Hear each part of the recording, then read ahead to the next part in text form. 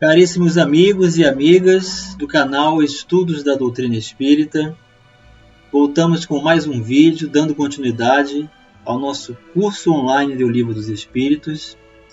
E hoje vamos conhecer as observações preliminares do grande pedagogo Allan Kardec, esse professor, esse bom senso reencarnado, que com muita observação prolongada estabeleceu critérios para organizar a ordem, a escala, uma estrutura comparativa para que nós possamos conhecer os habitantes do mundo espiritual, as suas características, as suas condições, para que nós possamos fazer as nossas escolhas.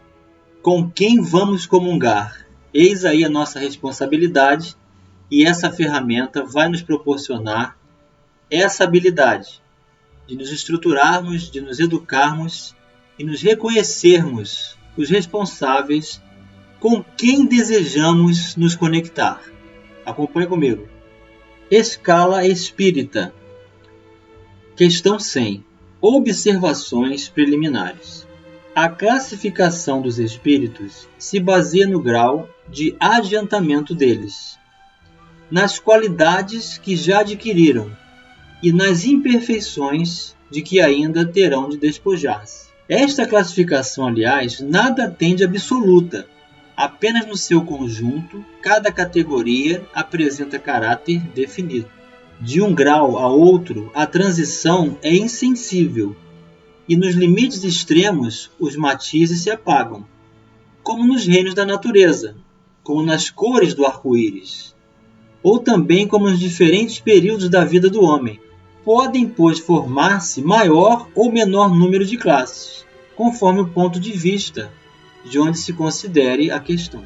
Dá-se aqui o que se dá com todos os sistemas de classificação científica, que podem ser mais ou menos completos, mais ou menos racionais, mais ou menos cômodos para a inteligência. Sejam, porém, quais forem, em nada alteram as bases da ciência. Assim é natural que, inquiridos sobre este ponto, hajam os espíritos divergido quanto ao número das categorias, sem que isto tenha valor algum. Entretanto, não faltou quem se agarrasse a esta contradição aparente, sem refletir que os espíritos nenhuma importância ligam ao que é puramente convencional.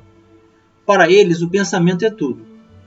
Deixam-nos a nós a forma, a escolha dos termos, as classificações, numa palavra, os sistemas. Então, logo nesse primeiro parágrafo, Allan Kardec já está nos informando que esta questão da escala da ordem dos espíritos é uma questão didática, de observação de um sistema, como uma tabela, como algo que vai ser estruturado, ordenado, organizado, para que possamos ter uma relação, uma comparação, uma forma de identificarmos valores. Ela não é absoluta, ele afirma. Ou seja, não significa que todos os espíritos de cada uma dessas ordens estão vinculados indefinidamente, não podem ter alguma característica de outra ordem. Então, assim, vamos ver que a proposta científica ela se baseia numa hipótese teórica facilitadora para nos ajudar a fazermos essas diferenças. Eis aí a proposta de Kardec. Façamos ainda uma consideração que se não deve jamais perder de vista, a de que entre os espíritos, do mesmo modo que entre os homens, há os muito ignorantes, de maneira que nunca serão demais as cautelas que se tomem contra a tendência a crer que, por serem espíritos, todos devam saber tudo. Qualquer classificação exige método, análise e conhecimento aprofundado do assunto. Ora, no mundo dos espíritos, os que possuem limitados conhecimentos são, como neste mundo, os ignorantes, os inaptos, a aprender uma síntese, a formular um sistema. Só muito imperfeitamente percebem ou compreendem uma classificação qualquer. Consideram da primeira categoria todos os espíritos que lhes são superiores, por não poderem apreciar as gradações de saber, de capacidade e de moralidade que os distinguem.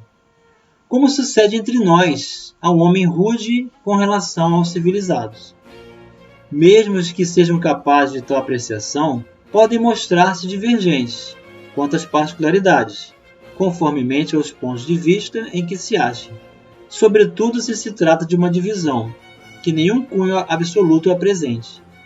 Linneu, Jussot e Tournefort tiveram cada um seu método, sem que a botânica houvesse, em consequência experimentado, modificação alguma. É que nenhum deles inventou as plantas, nem seus caracteres. Apenas observaram as analogias, segundo as quais formaram os grupos ou classes. Foi assim que também nós procedemos. Não inventamos os espíritos, nem seus caracteres. Vimos e observamos, julgamos-los pelas suas palavras e atos.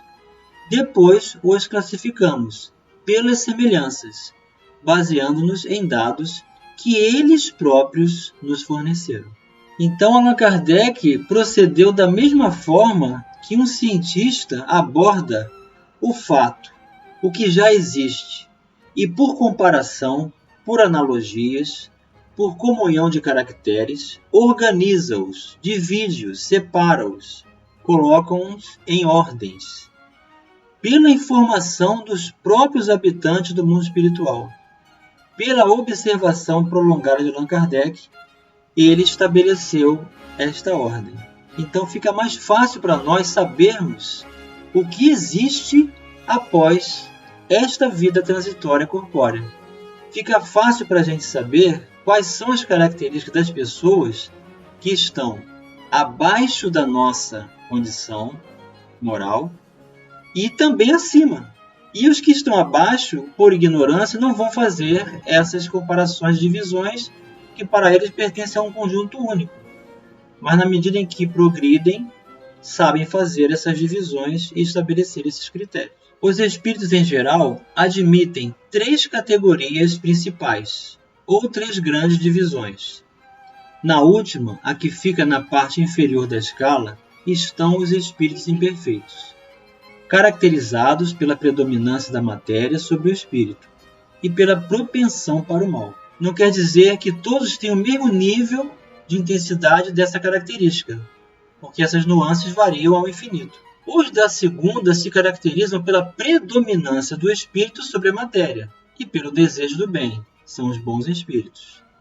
Também existem vários níveis de bons espíritos, desde o que abordaram a ciência até a condição da cultura e de simplesmente por serem bons, sem terem desenvolvido intelectualidade. A primeira, finalmente, compreende os espíritos puros, os que atingiram o grau supremo da perfeição. Esta divisão nos pareceu perfeitamente racional e com caracteres bem positivados. Só nos restava pôr em relevo, mediante subdivisões em número suficiente, os principais matizes do conjunto. Foi o que fizemos, com o concurso dos espíritos, cujas benévolas instruções jamais nos faltaram.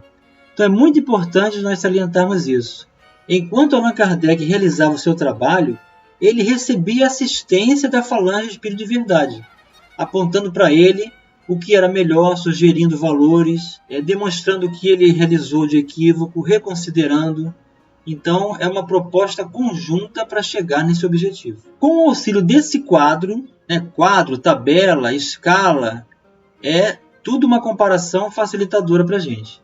Fácil será determinar se a ordem, assim como o grau de superioridade ou de inferioridade dos que possam entrar em relações conosco, e, por conseguinte, o grau de confiança ou de estima que mereçam. É, de certo modo, a chave da ciência espírita, porquanto só ele pode explicar as anomalias que as comunicações apresentam, esclarecendo-nos acerca das desigualdades intelectuais e morais dos espíritos. Faremos, todavia, notar que estes não ficam pertencendo exclusivamente a tal ou tal classe, sendo sempre gradual o progresso deles e, muitas vezes, mais acentuado num sentido do que em outro. Pode acontecer que muitos reúnam em si os caracteres de várias categorias, o que seus atos e linguagem tornam possível apreciar. Então concluímos aqui essa abordagem preliminar que vem nos ensinar que todos esses recursos são facilitadores,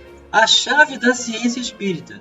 Por que uma comunicação espírita não é igual a outra? Porque estamos ali diante de um universo completo de cada indivíduo dentro da sua condição evolutiva e moral alcançada e, portanto, ele vai trazer a sua experiência particular, do que ele enxerga, do que ele tem por propensão, do que ele tem por tendência, do que ele adquiriu, do que ele pode comungar. Então, nenhuma pessoa é igual a outra. Eis aí a diversidade na criação divina. Ninguém é igual a ninguém. É mais uma propriedade da superioridade da condição magnânima e excelsa do Criador. Não criou uma criatura igual a outra. Eis as possibilidades de crescimento pelas diferenças e o quanto temos a aprender uns com os outros, sempre buscando o nosso aperfeiçoamento de valor nesse sentido. E a doutrina espírita vem nos oferecer essas chaves de entendimento. Então você que está nos acompanhando nesse canal, aqui no blog pessoal do Facebook e também no canal do YouTube Estudos da Doutrina Espírita, acompanhe conosco, comunguem, mandem suas mensagens, suas perguntas, façam sua inscrição e recebam os vídeos ativando o sininho para que cada vez que publicarmos um novo vídeo você fique sabendo. Um grande abraço e até o próximo vídeo.